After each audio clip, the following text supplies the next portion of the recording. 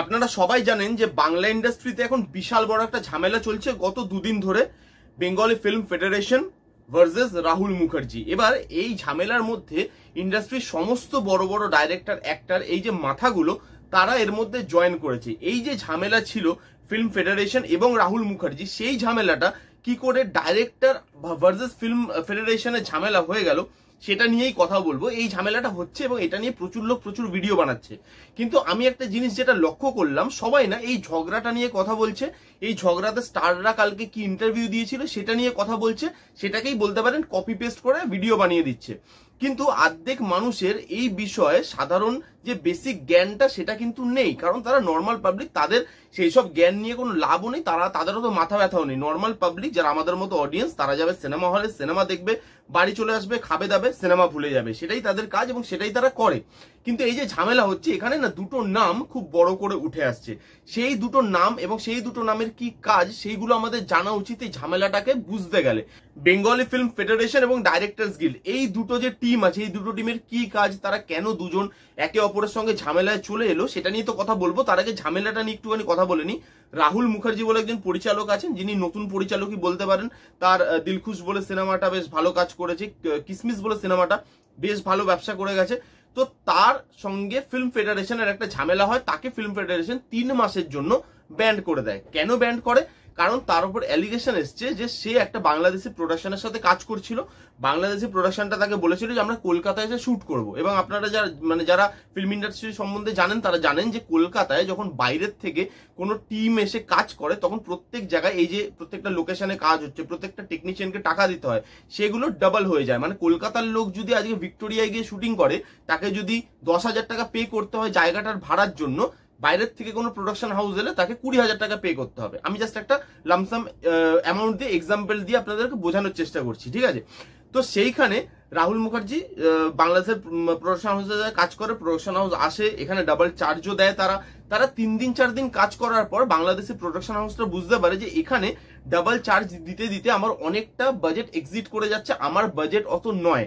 এবার তখন কি করে, তারা 3-4 দিন কাজ করে তারা আবার বাংলাদেশে ফেরত চলে যায়। এখানে যা যা পাওনা ছিল, তার যে টেকনিশিয়ানরা 3-4 দিন কাজ করেছে তাদেরকে পে করে এবং তারা ব্যাক টু হোম, তারা বাড়ি চলে যায়। রাহুল মুখার্জিকে তারা বাংলাদেশে ডাকে এবং রাহুল মুখার্জি বাংলাদেশে গিয়ে বাকি শুটিংটা শেষ করে, যে তুমি বাংলাদেশে আসো, কলকাতার বাজেটে পোষাচ্ছে না, আমরা এখানেই শুট করবো। সে যায় এবং শুটিংটা কমপ্লিট করে আসে।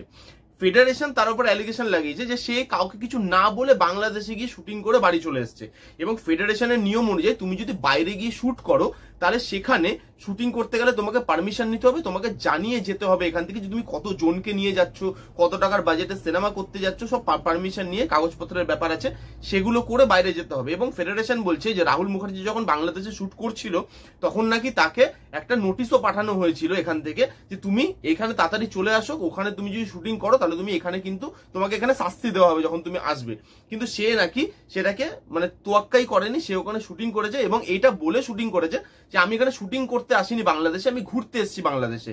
যখন সে ফিরে আসে তখন ফেডারেশন জানতে পারে যে সে শুটিংই করতে গেছিল, সে যে বলেছে ঘুরতে গেছে সেটা মিথ্যে কথা বলেছে। এই হচ্ছে মোটমাট অ্যালিগেশন। এবার সে যখন ফিরে আসে তাকে 3 মাসের জন্য ব্যান্ড করে দেওয়া হয়। যত ডাইরেক্টর আছে, ডাইরেক্টরস গিল্ড সেটা নিয়ে ঝামেলা করে ফেডারেশনের সঙ্গে যে তুমি একটা ডাইরেক্টরের সাথে এরকম করতে পারো না। তার যেটা হয়েছে, সে যদি ভুলও করে থাকে সেটার এত বড় শাস্তি হওয়া উচিত নয়।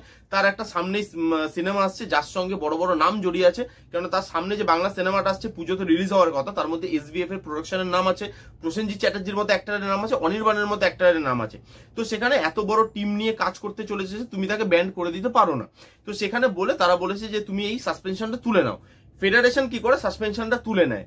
এবার শনিবার দিন বোধহয় সকাল 9টার সময় তাদের ওইখানে শুটিং ছিল ওই বাংলা ফিল্মটার। রাহুল মুখার্জি সেটে যায়, প্রসেনজিৎ চ্যাটার্জিও সেটে আসে, অনির্বাণও সেটে আসে।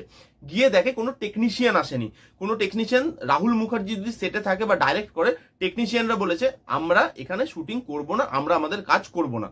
ডাইরেক্টরদের কথাটা অমান্য করা হয়েছে এবং ডাইরেক্টররা রেগে গেছে যে মানে তাদের কথার কোনো ভ্যালু নেই ফেডারেশনের কাছে। তারা যে বললো সাসপেনশনটা তুলে নিতে, তারা তুলে নিল এবং টেকনিশিয়ানরা তাদেরকে ব্যাক আউট করে দিল যে আমরা এবার এই ডাইরেক্টরের সাথে কাজ করব না। এবার ডাইরেক্টররা বলছে এবার আমরাও কোনো সিনেমা ডাইরেক্ট করবো না, দেখি টেকনিশিয়ানরা কোত্থেকে টাকা পায়। এই হচ্ছে মোট ঝামেলা। এই যে ঝামেলাটা হলো, এই ঝামেলাটায় ক্ষতিটা কার এবং কেন এই ঝামেলাটা হচ্ছে, এই ঝামেলাটার সলিউশন কি। তার আগে আমাদের বুঝতে হবে এই যে ফিল্ম ফেডারেশন সে কে, ডাইরেক্টর গিল্ড সে কে, তাদের কি কাজ। ফেডারেশন অফ সিনে technicians and workers of eastern India, FCTWEI, ওটা শর্ট ফর্ম। এবার আমাদেরকে বুঝতে হবে যে এই যে পার্টটা, যে ফেডারেশন, এটা কি কাজ করে। আপনাদের যদি সিম্পল ভাষায় আমি বোঝাই, ধরুন একটা বাড়ি আছে, সেই বাড়ির মধ্যে অনেকগুলো ঘর আছে, সেই বাড়ির হেড যে সেটা হচ্ছে এই ফেডারেশন, সেই বাড়ির হেড, এবং তার মধ্যে যে ছোট ছোট ঘর আছে সেইগুলো হচ্ছে director guild, actor guild, technician guild, এরকম ধরনের ঘর আছে। এবং যেই ঘরে যাই প্রবলেম হোক তারা গিয়ে ফেডারেশনকে জানায়, মানে হেড মাথাকে জানায়, তারা সেখান থেকে সলিউশন বার করে দেয় এবং তারা সেই নিয়ম অনুযায়ী কাজ করে, পুরো বাড়িটা সেইভাবে চলে। একটা সিম্পল এক্সাম্পল দিয়ে বোঝানোর চেষ্টা করলাম আপনাদের। এবার বলবো এই যে ঝামেলাটা হচ্ছে ভবিষ্যতে গিয়ে ফল কি হতে পারে। আমাদের ফিল্ম ইন্ডাস্ট্রি খুব ছোট ফিল্ম ইন্ডাস্ট্রি, খুব বেশি ইনকাম হয় না সিনেমার থেকে, সেটা আমরা জানি। এবং আমাদের ইনকামের আরেকটা পথ হচ্ছে যে বাইরে থেকে যখন লোক আসে আমাদের এখানে শুটিং করতে, তারা যে টাকাটা দেয়, ডাবল পে করে, সেই টাকাটাও কিন্তু একটা আমাদের ইনকামের পথ। এবার ভবিষ্যতে গিয়ে কি হবে, ধরুন আমি একটা বাইরের প্রোডাকশন কোম্পানি, আমি ভাবছি কলকাতায় এসে একটা শুট করবো, কলকাতার ব্যাকড্রপ একটা শুট করব। আমি কোন ভরসায় আমার এত বড় একটা টিম, এত বড় একটা বাজেট নিয়ে কলকাতায় শুট করতে আসবো, আমি ডাবল টাকাও পে করবো, আমি আবার এই ঝক্কিগুলো পোহাবো যে এখানে ফেডারেশন, প্রত্যেকটা গিল্ড তারা ঝামেলা করতে শুরু করে দেবে, আমার শুটিংটা তো মাঝখান দিয়ে আটকে যাবে, আমি তো ভাই সবাইকে ডাবল টাকা পে করছি, তো আমি কেন এইসব ঝামেলা পোহাবো, আমি কাগজপত্রের জন্য কেন লাইন দিয়ে দাঁড়াবো, আমি প্রত্যেক জায়গায় পারমিশন নেবো, আমি প্রত্যেক জায়গায় সবকিছু করবো। সেটার একটা সিস্টেম থাকা উচিত, যে সিস্টেমটা কলকাতাতে এখন ফলো করা হচ্ছে না। সিস্টেম তো আছে, বাট সেটা কেউ কোনো ফলো করছে না। এই যে বাইরে চলে গেল শুট করতে, এসে শুনে সাসপেন্ড হয়ে গেছে, ডাইরেক্টরের কথা ফেডারেশন মানছে না, ফেডারেশনের কথা ডাইরেক্টর মানছে না। একটা বাইরের প্রোডাকশন হাউস যখন টাকা দিয়ে সিনেমা করবে, সে কেন কলকাতায় এসে সিনেমা করবে? তার কাছে তো বেটার অপশন হবে যে ভাই আমি অন্য কোনো জায়গায় শুট করবো, কলকাতা ছাড়া বাকি জায়গায় পিসফুলি শুট করতে পারবো। কারণ একটা শুট করতে গেলে মেন্টালিও তো আমাকে প্রিপারেশন নিতে হয়, আমাকে তো ওই মানে প্রজেক্টটার সাথে বা ওয়ার্কটার সাথে গো থ্রু করতে হয়, সেই জিনিসটা তো সে করতে পারবে না।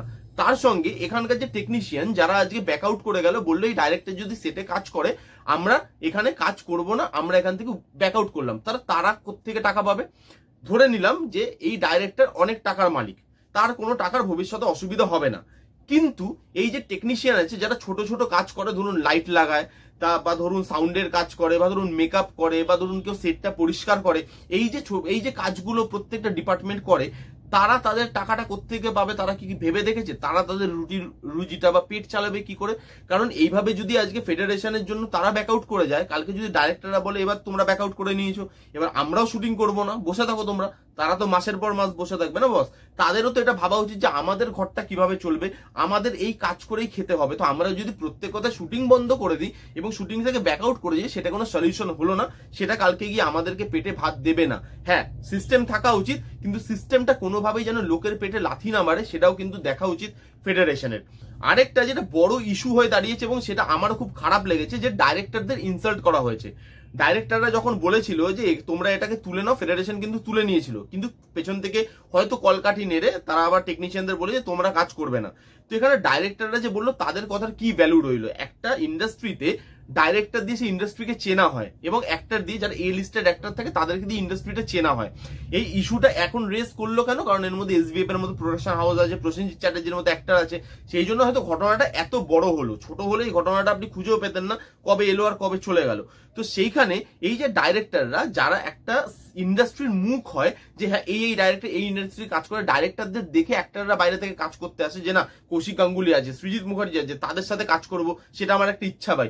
সেই জিনিসটা, তাদের জায়গাটা কোথায় গেল? তারা যে একটা সে রাখলো তাদের তো সেই সেটার কোনো জায়গা হলো না।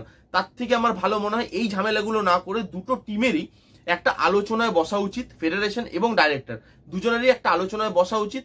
যদি রাহুল মুখার্জি সত্যি দোষ করে থাকে, যদি সত্যি কিছু না বলে চলে যায়, ঘোড়ার নাম করে শুট করে চলে আসে, তাহলে অবশ্যই ভুল কাজ করেছে, সেটার শাস্তি তাকে পেতে হবে। নালে তো যে কেউ যা ইচ্ছা করবে। আজকে যদি রাহুল মুখার্জিকে এভাবে ছেড়ে দেওয়া হয়, কালকে তো যে কোনো টেকনিশিয়ান বলবে যে তাহলে আমি যদি কালকে বাইরে গিয়ে কোনো শুট করে চলে আসছি কাউকে না বলে, রাহুল মুখার্জি, SBF, প্রসেনজিৎ চ্যাটার্জি আছে বলে আপনি ইস্যুটা এত বড় করে দেখছেন।